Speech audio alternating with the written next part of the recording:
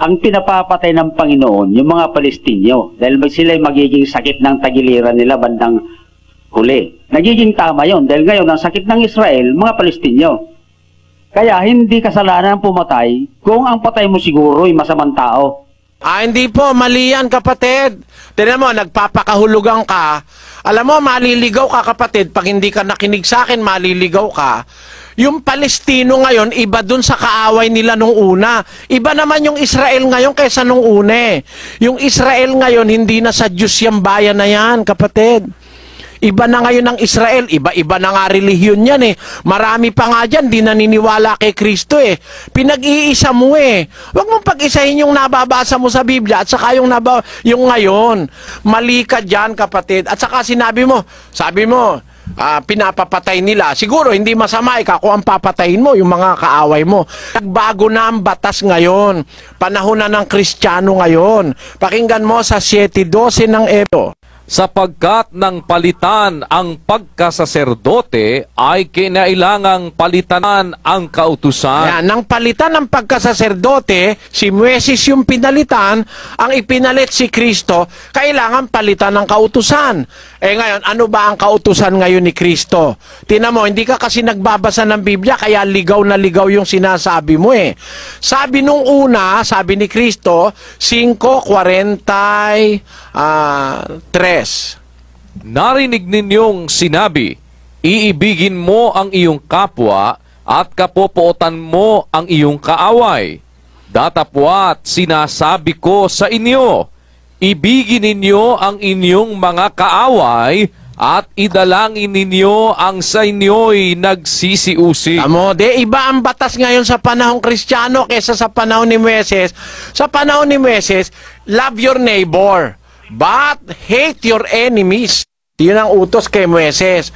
Ibigin mo yung kapatid mo, pero kapuotan mo ang iyong kaaway.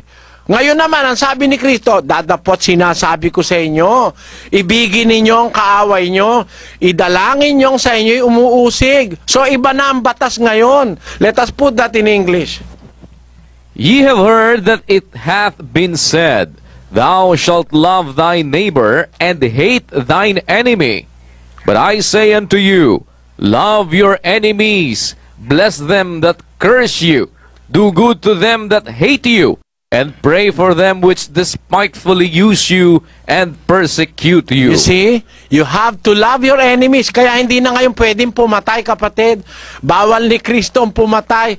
Pati nga kaaway, pinapaibig eh. Ang gagawin mo sa kaaway, pag nagutom, papakainin mo. Pakinggan mo sa Roma, ganito naman ang sinasabi sa 12:20. Kaya't kung ang iyong kaaway ay magutom, pakanin mo. Kung siya'y mauhaw, painumin mo. Kita mo, yan ang batas ngayon. If thine enemy hunger, feed him. If he thirst, give him drink. Tama mo, yan ang batas oh.